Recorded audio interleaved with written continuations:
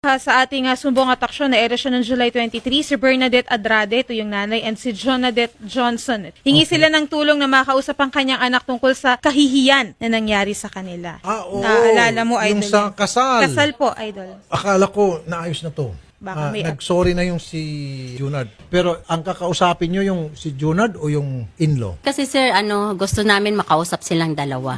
Kasi nung time na yun na pumunta rito, si Jonard lang eh. Hindi yung marap yung ngayon babae. dalawa na sila. Opo. Sige. Okay, nandito na, papasukin silang dalawa. Si ma'am is supervisor sa ata sa isang company. Kaya nung time na nandito, sila nanay, hindi siya nakapunta dahil sa trabaho. Opo, busy Pero po. yung anak nandito, humingi ng sorry at sabi ni nanay, bigyan lang siya ng konting panahon pa. Tingnan natin kung ano mangyari ngayon. Magandang hapon po sa inyo, Miss Apple. Again, Sir Junard. Yes po. At syempre, kay Nanay Bernadette at saka kay Ma'am Jonadette. So, Nay, eto na sila. Sabi mo, gusto mo kausapin. Opo, tanong lang namin, Apple, bakit ano nangyari doon sa kasal nyo? Bakit ganyan pinahiyaan nyo kami? Ma, hindi po namin kayo pinahiya. Hindi po rin namin alam kung ano po yung nangyari. Anong hindi nangyari? 6 na buwan, Apple, pinaghandaan nyo. Kaya nga 6 na po. buwan. Lahat ng alok namin, hindi nyo tinanggap. Dahil ang sabi nyo, may coordinator kayo. Bawat tanong namin sa inyo, magpahinga na kayo, ma. Hindi namin kasi may coordinator kami. Tapos ngayon ang nangyari sa kasal nyo? Yun nga po, ma. Kaya nga po nandito Grabe, rin po. Apple.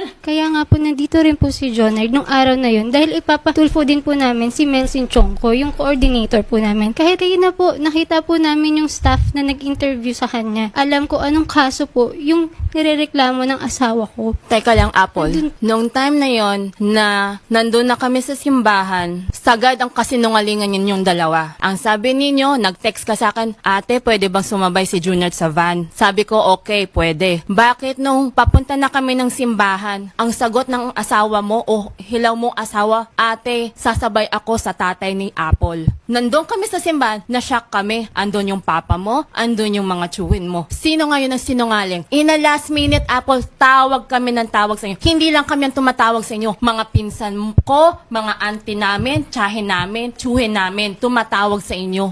Wala kayong sagot, kundi saglit lang. Inaayos pa namin. Yes. Why, saglit. Nagsasalita pa ako. Ngayon, in the last minute, nagtanong ako sa kapatid ko, Junard, may reception sa Ibarra. Sabi niya, meron ate. Kasi ako, tinawagan ako ng coordinator ng simbahan eh. Pinakita sa akin, ma'am, wala kayong dito, walang nakalag na Junard and Apple. Tsaka dapat niyan, prior, may seminar sila bago sila ikakasal. A day before, may seminar yan na ibibriefing sila. Pero wala. Ang sagot ko, ma'am, hindi namin alam. Ang sagot lang sa amin ng kapatid ko, papuntahin lang kami rito eh. Ngayon, sinasabi ninyo na ang simbahan kung saan kinasal yung celebrity, kahit na yung mga nandoon, naligaw-ligaw dahil sa maling direksyon na binigay ninyo. Ngayon, sino sinungaling sa atin? Tapos sasabihin ninyo na hindi nyo alam, kalokohan yan? Ma'am, payagan natin siya magsalita. No? Si Miss Apple, pinapunta natin dito. Dapat pasalitain natin. Sige, Miss Apple. Sir, kaya nga ho, pinafile din ho namin sa Tulfo yung coordinator kasi siya naman ho talaga yung may kasalanan dito. Inaamin ko po, ang mali ko po dito is nag 100% sure ako dun sa friend ko na coordinator na merong kasal.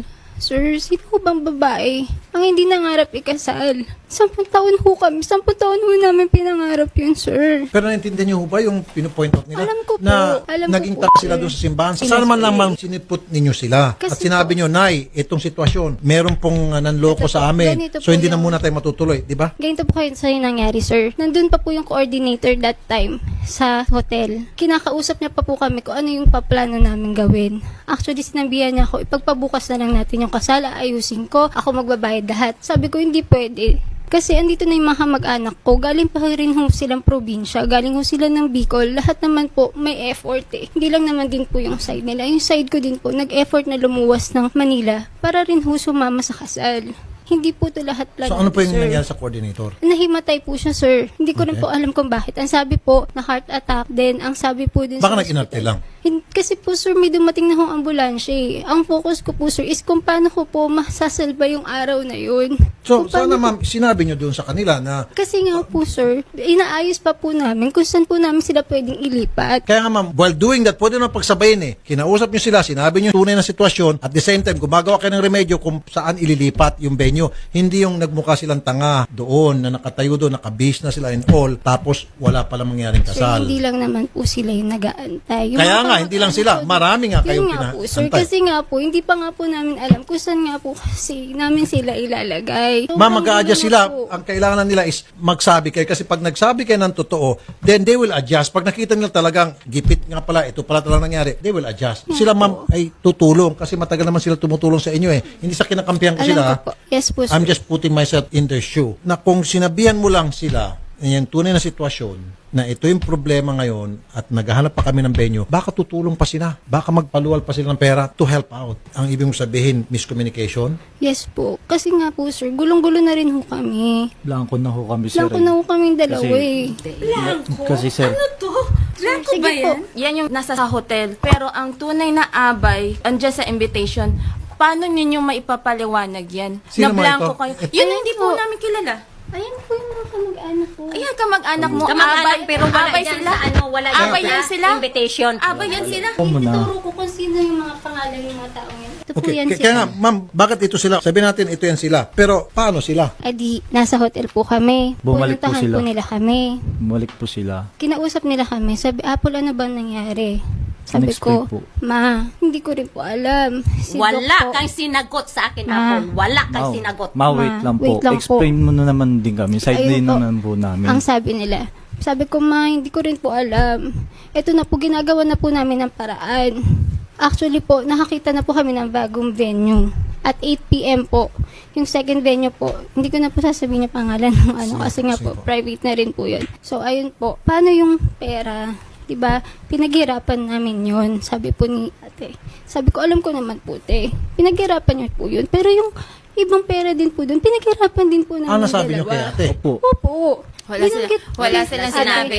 wala silang sinabi. Ito, sir, ang sabi namin pagdating namin sa hotel, tara, pumunta tayo sa police, Opo, ipablatter sinabi po nila natin yung coordinator nyo. Kasi hindi kami pwedeng mag-file ng kasi hindi naman kami ang katransaksyon nyo. Teka muna, so nagsabi sila. So, this was before the reception. Yes Nagsabi po. po. Yes, So, before po ng At kayo po reception mismo nila. nagsabi, ipapulis natin. Opo. So, aware kayo na may problema. May problema, sir, kasi kaya nga po bumalik kami, sir. So, in fairness to them, dito sa dalawa, na paliwanag nila sa inyo na itong si coordinator, bad news sa kanila. Opo. At kaya nga nasabi nyo, ipablatter. Opo. So, aware kayo. Aware kami, kasi nung papunta kami ng hotel, sabi ng kapatid ko, andyan pa yung coordinator nyo, andito pa, huwag nyong palisin. Ngayon, pagdating namin doon, wala na yung coordinator nila, inatake daw. Sinila daw sa hospital. na-ambulance Ngayon, na po. ang sabi namin, tara, pumunta tayo, kasi pwede namang ipabla on the spot, sir eh. Tama po. Ngayon, instead na reception ang asukasuhin ninyo, tanggalin nyo lahat ng suot nyong outfit at pumunta tayo sa police